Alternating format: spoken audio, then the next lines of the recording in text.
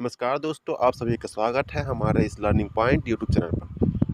आज की इस वीडियो में हम निम्न प्रकार के सवालों का जवाब देंगे। और अगर हमारे चैनल को आप पहली बार देख रहे हैं तो सब्सक्राइब और बेल नोटिफिकेशन को जरूर ऑन। सवाल नंबर 1। भारतीय पत्नी अपने पति का नाम क्यों नहीं लेती है? दरअसल स्कंद पुराण में लिखा है कि पतियों को नाम से बुलाने पर उनकी उम्र घटने लगती है। इसलिए पतियों की लंबी आयु के लिए महिला कभी भी उन्हें उनके नाम से संबोधित नहीं करती है। इसके अलावा स्कंद पुराण में यह भी लिखा है कि वही महिलाएं पतिव्रता स्त्री कहलाती है जो अपने पति के खाने के बाद ही भोजन करती है। यह भी कहा गया है कि जो महिला अपने पतियों के सोने के बाद सोती है और सुबह पति के उठने से पहले उठ जाती है, उन्हें ही पतिव्रता पत्नी का दर्जा दिया जाता है। लेकिन आजकल की 21वीं सदी में लड़कियां अपने पति को उनके नाम से ही बुलाती है, क्योंकि वह सब इन बातों पर विश्वास नहीं करती। और अब तो लव मैरिज का प्रचलन है, जिसमें लड़के लड़कियां इन सब पुराने रीति रिवाजों को नहीं मानते हैं। आजकल की लड़कियां अपने आप को पुरुषों से बहुत आगे समझती है और इसमें कोई संदेह भी नहीं है कि आजकल की लड़कियां वाकई में हर तरह से लड़कों के बराबर है और पुरुषों की तुलना में ज़्यादा अधिक काम भी करती है। सवाल नंबर 2। लड़कियों को ज़्यादा ठंड क्यों लगती है? जैसा महिलाओं को अमूमन ज़्यादा ठंड लगती है क्योंकि उनके शरीर की बनावट ही इस तरह की होती है। यह बात तमाम रिसर्च और शोध में भी साबित हो चुकी है कि महिलाओं को ठंड की अनुभूति पुरुषों की तुलना में ज़्यादा होती है।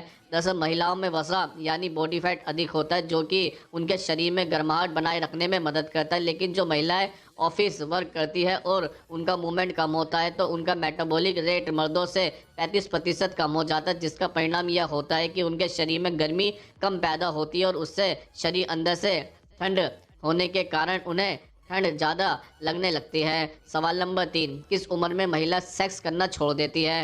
दरअसल एक रिसर्च से पता चला है कि 45 साल की उम्र के बाद महिलाओं के शरीर में संबंध बनाने की चाहत खत्म हो जाती है और महिलाएं अपने पार्टनर के साथ संबंध को एंजॉय नहीं कर पाती। और उनके शरीर में ऐसा इसलिए होता है क्योंकि इस उम्र में महिलाओं के मासिक धर्म बंद हो जाते हैं, क्योंकि उनके शरीर में प्रोजेस्टेरोन हार्मोन का निर्माण भी नहीं होता, जिसके चलते महिलाओं के शरीर में संबंध बनाने की इच्छा जागृत नहीं हो पाती है। दरअसल डॉक्टर ने बताया कि वैसे तो 35 की उम्र में ही महिलाओं के शरीर में प्रोजेस्टेरोन हार्मोन की कमी होने लगती है, जिससे उनके शरीर में संबंध बनाने की चाहत भी धीरे धीरे कम होने लगती है। लेकिन महिलाओं के शरीर में होने वाली समस्याएं उनके स्वास्थ्य और शरीर की संरचना पर भी निर्भर करता है। यदि महिला शारीरिक रूप से फिट और सेहतमंद है तो उनके शरीर में संबंध बनाने की चाहत 45 से 50 वर्ष तक की उम्र तक भी हो सकती है, लेकिन इन महिलाओं की संख्या बहुत कम होती है।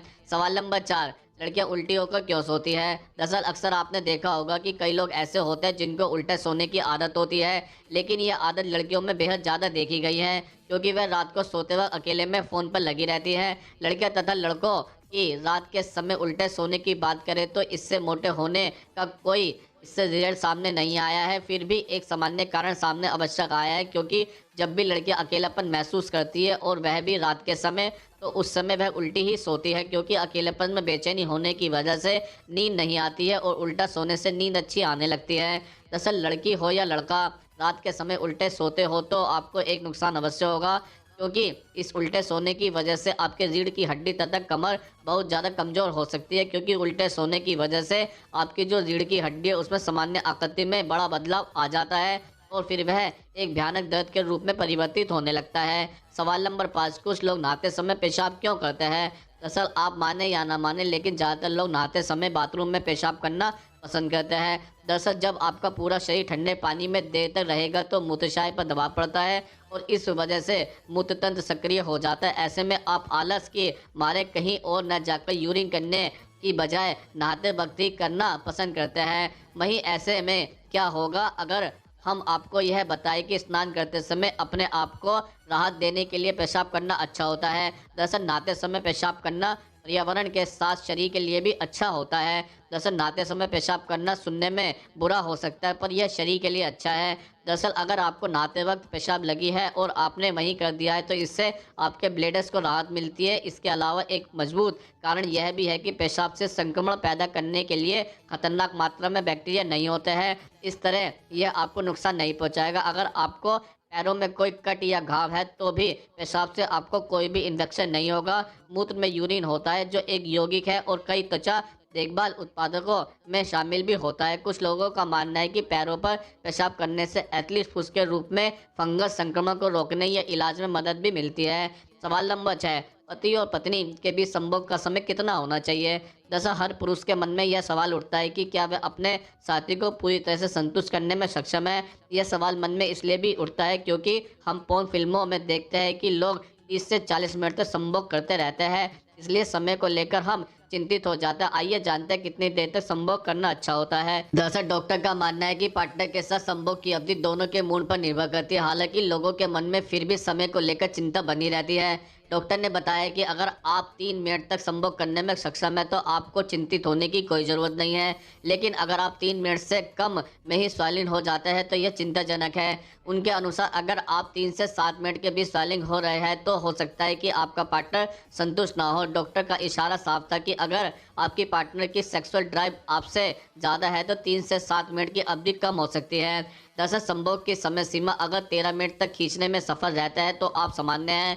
डॉक्टर्स के मुताबिक 3 से 13 मिनट की अवधि वाला संभोग सामान्य संभोग की श्रेणी में आता है। जिस व्यक्ति की सेक्सुअल ड्राइव अधिक होती है और वह पूरी तरह से स्वस्थ हो तो संभोग की समय सीमा 30 मिनट तक जा सकती है। हालांकि 30 मिनट तक संभोग करने की क्षमता वाले पुरुष को इतनी ही सेक्सुअल ड्राइव ही पार्टनर को मिलनी चाहिए, अन्यथा संभोग कष्टकारी हो सकता है। कुछ मिलाकर कहा जा सकता है कि संभोग दो लोगों का मधुर मिलन है। मिलन के दौरान दोनों पार्टनर्स की सहमति, मूड, स्वास्थ्य, आहार, निद्रा इत्यादि पर भी निर्भर करता है, इसलिए समय के बारे में अधिक न सोचे, मिलन का भरपूर आनंद ले। सवाल नंबर 7, वीर्य रोकने से कौन सी बीमारी होती है। दरअसल वीर्य वेग को रोकने से कई तरह की बीमारी हो सकती है, जैसे कि नंबर 1, जब वीर्य निकलता है तो उसमें भारी संख्या में शुक्राणु होता है जो बाहर आता है।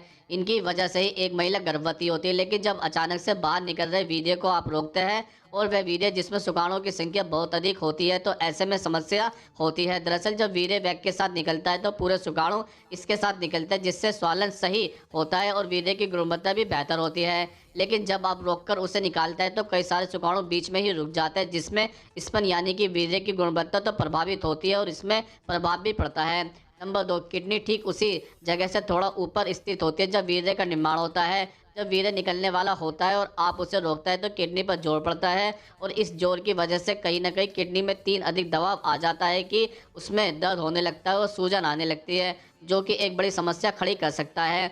इसलिए कभी भी इस वेग को ना रोके, नहीं तो आप अपनी किडनी डैमेज कर बैठेंगे। नंबर 3, जिस तरह से किडनी प्रभावित होती है उसी तरह से मूत्राशय भी प्रभावित होता है और इसी वजह से उसमें सूजन और दर्द होने लगता है। जब आप वीर्य को रोकते हैं और उसे बाहर निकालने में समय लेता है तो आपकी मूत्रनली प्रभावित होती है, क्योंकि वीर्य के निकलने का रास्ता भी वही होता है। ऐसे में मूत्राशय में इन्फेक्शन, सूजन और दर्द जैसी समस्या आपके सामने आने लग जाती है और आपको समस्या का सामना करना पड़ता है। इसलिए अपने मूत्राशय को स्वस्थ रखें। आप कभी भी इस वेग को ना रोकें तो बेहतर होगा।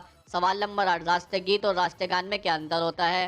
दरअसल राष्ट्रीय गीत और राष्ट्रगान देश के उन धरोहरों में एक है जिनमें देश की पहचान जुड़ी होती है। प्रत्येक राष्ट्रीय गीत और राष्ट्रगान की भावना भले ही अलग हो, लेकिन उसमें राष्ट्रभक्ति की भावना की अभिव्यक्ति होती है। अधिकतर लोगों को यह नहीं पता होता कि राष्ट्रगान बजते समय क्या सावधानी बरतनी चाहिए। दरअसल राष्ट्रगान जब भी कहीं बजाया जाता है तो देश के प्रत्येक नागरिक का यह कर्तव्य होता है कि वो अगर कहीं बैठा हुआ है तो उस जगह पर खड़ा हो जाए और सावधान मुद्रा में रहे। साथ ही नागरिकों से यह भी अपेक्षा की जाती है कि वो भी राष्ट्रगान को दोहराएं। इसके अलावा राष्ट्रगान वैसे तो मूल रूप से बांग्ला भाषा में लिखा गया है, जिसमें सिंध का नाम था, लेकिन बाद में इसमें संशोधन कर सिंध की जगह सिंधु कर दिया गया, क्योंकि देश के विभाजन के बाद सिंध पाकिस्तान का अंग हो चुका था। दरअसल भारत का राष्ट्रीय गीत वंदे मातरम है। इसके रचयिता बंकिम चंद्र चट्टोपाध्याय है। उन्होंने इसकी रचना साल 1882 में संस्कृत में बांग्ला मिश्रित भाषा में की थी। यह स्वतंत्रता की लड़ाई में लोगों के लिए प्रेरणा का स्रोत था। इसे भी भारत के राष्ट्रगान जन गण मन के बराबर ही दर्जा प्राप्त है। तो दोस्तों, आज हमने आपके द्वारा पूछे जाने वाले प्रश्नों का उत्तर देने की पूरी कोशिश की है। अगर आप भी हमसे कोई प्रश्न पूछना चाहता है तो कमेंट्स बॉक्स में लिखकर पूछ सकते हैं, हम उसका उत्तर देने की पूरी कोशिश करेंगे। अगर ये वीडियो आपको पसंद आई हो तो उसको लाइक करें, कमेंट्स करें, ज़्यादा से ज़्यादा शेयर करें और हमारे चैनल को सब्सक्राइब जरूर करें। नमस्कार दोस्तों।